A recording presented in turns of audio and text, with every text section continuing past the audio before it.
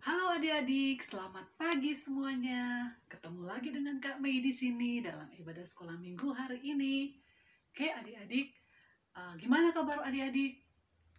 Mudah-mudahan adik-adik semuanya sehat dan tetap semangat ya. Oke, adik-adik sudah siap kan memuji, mendengarkan firman Tuhan hari ini? Kalau sudah siap, yuk adik-adik, kakak ajak semuanya untuk berdiri. Kita memuji Tuhan. Kita mengatakan bahwa dari terbitnya matahari sampai terbenamnya, nama Tuhan yang selalu dipuji. Kita menaikkan pujian kita yang mengatakan dari terbitnya matahari.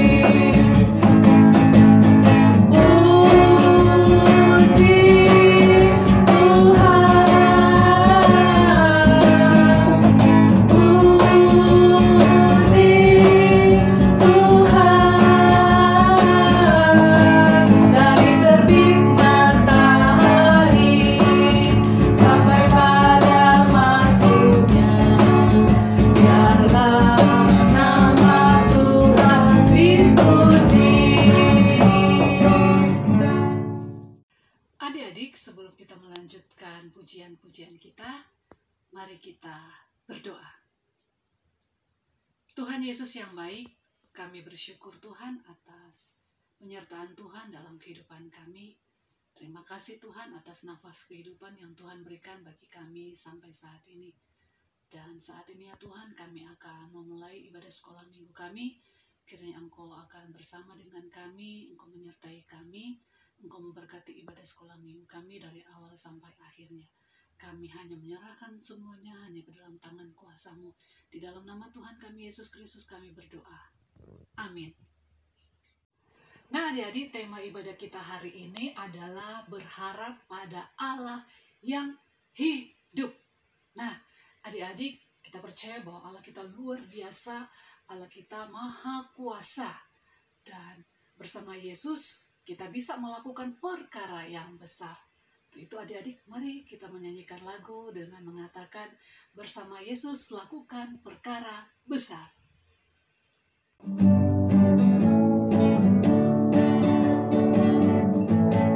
Bersama Yesus lakukan perkara besar. Bersama Yesus tidak ada yang sukar. Bersama Yesus ada jalan keluar. Untuk masalahku, untuk masalahmu, untuk masalah kita semua. Bersama Yesus,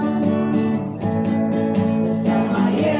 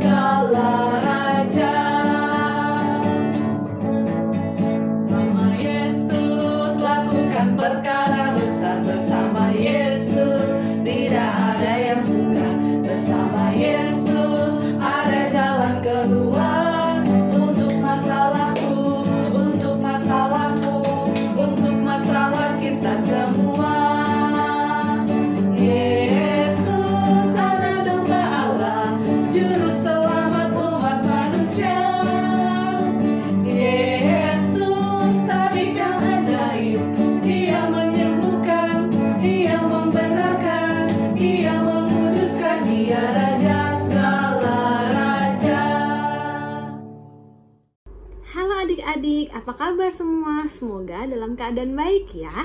Adik-adik sudah siap dengerin firman Tuhan belum? Kalau sudah siap, mari yuk kita berdoa. Tuhan Yesus, terima kasih hari ini kami ingin mendengarkan firman Tuhan. Berkati kami Tuhan, agar kami menjadi anak yang dengar-dengaran kakak sekolah minggu. Berkati Tuhan, agar firman ini menjadi berkat bagi kehidupan kami. Dalam nama Tuhan Yesus, kami sudah berdoa. Amin. Siapa di sini yang pernah ngalamin mati listrik? Lampunya mati. Rasanya gimana ya adik-adik? Tentu saja gelap ya. Tidak ada cahaya. Terus biasanya kita nyari cahayanya gimana ya? Apa ya yang mama cari? Benar adik-adik. Pasti mama kita mencari lilin. Tapi kalau lilin doang gak ada cahayanya gimana? Apa ya yang dicari? Pakai api. Apinya dapat dari mana? Biasanya dari kompor atau korek. Misalkan gak ada kompor atau korek, bisa nggak ya tiba-tiba kita dapat api, nyalain api kayak simsalabim? Bisa nggak ya? Kayaknya nggak bisa ya adik-adik. Tapi tahu nggak adik-adik, ada seorang nabi yang bisa menyalakan api dengan bantuan Tuhan. Yuk sama-sama kita baca Alkitabnya dari 1 Raja-Raja 18 ayat 20 sampai 39. Adik-adik yang punya Alkitab dan sudah bisa baca, boleh baca sendiri ya di rumah. Elia dipakai Tuhan untuk memperingatkan Raja Ahab yang tidak setia kepada Tuhan. Tapi dia malah memilih menyembah Baal. Peringatan Elia yang tidak dihiraukan oleh Raja Ahab sehingga Tuhan menghukum Israel dengan tidak menurunkan hujan dalam waktu yang lama.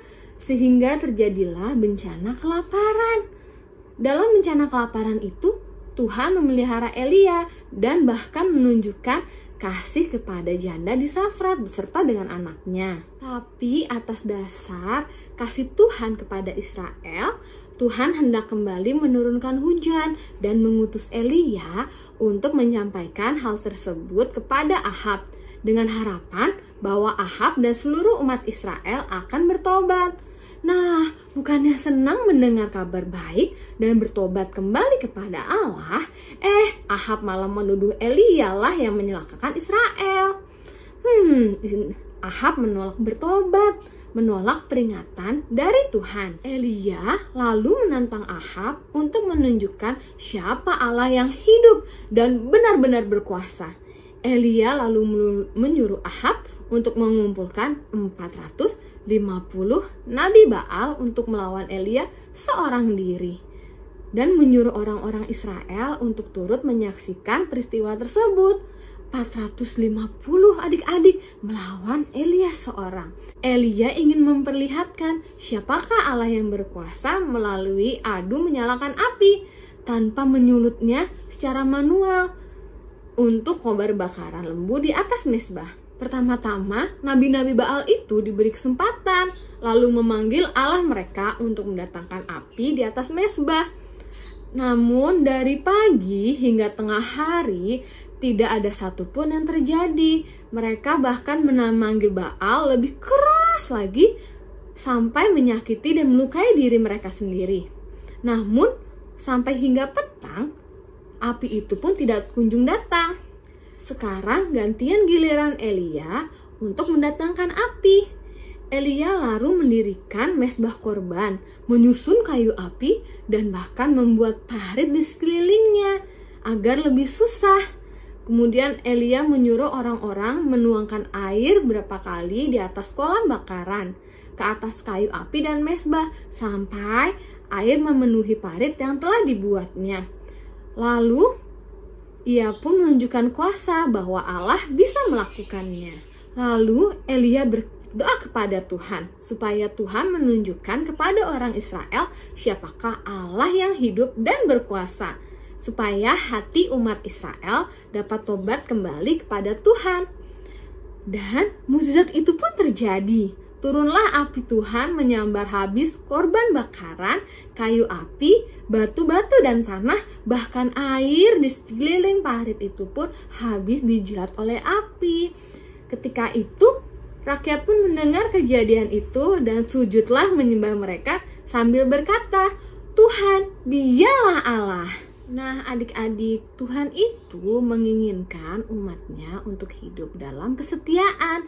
Ketika mereka membelot sekalipun, Tuhan tidak serta langsung menghukum, tapi memperingatkan terlebih dahulu. Bahkan jika Allah menghukum, Allah memberikan kesempatan kedua atas dasar kasih-Nya. Allah itu berkuasa mendatangkan pertolongan. Maka berharaplah hanya kepada Allah. Saat kita sakit, kita minum obat sambil berdoa kepada Tuhan. Saat kita mau ujian misalnya, kita harus rajin belajar dan juga tidak lupa berdoa kepada Tuhan. Bukan malah mengharapkan contekan atau bahkan bocoran. Itu tidak boleh. Kita hanya boleh berharap kepada Tuhan.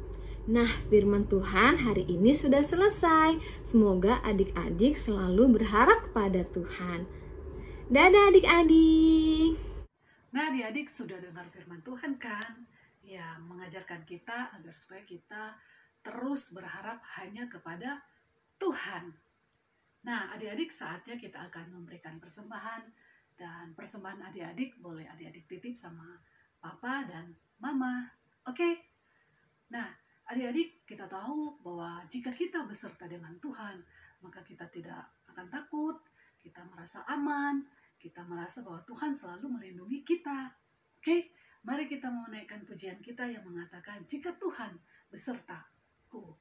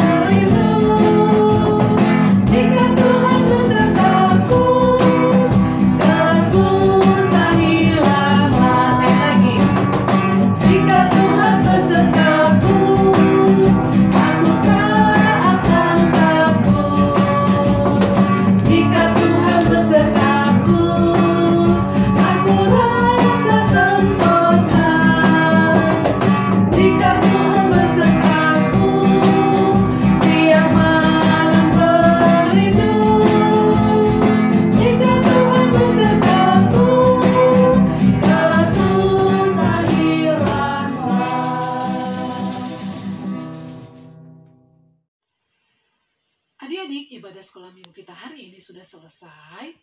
Kakak mau ingatkan sama adik-adik ya, agar supaya tetap menjaga kesehatan dengan cara rajin cuci tangan, memakai masker, dan menjaga jarak jika keluar rumah. Tapi sebaiknya adik-adik harus tetap tinggal di dalam rumah. Ya, oke, nggak boleh kemana-mana. Oke, ibadah kita sudah selesai. Selamat hari Minggu, Tuhan Yesus memberkati.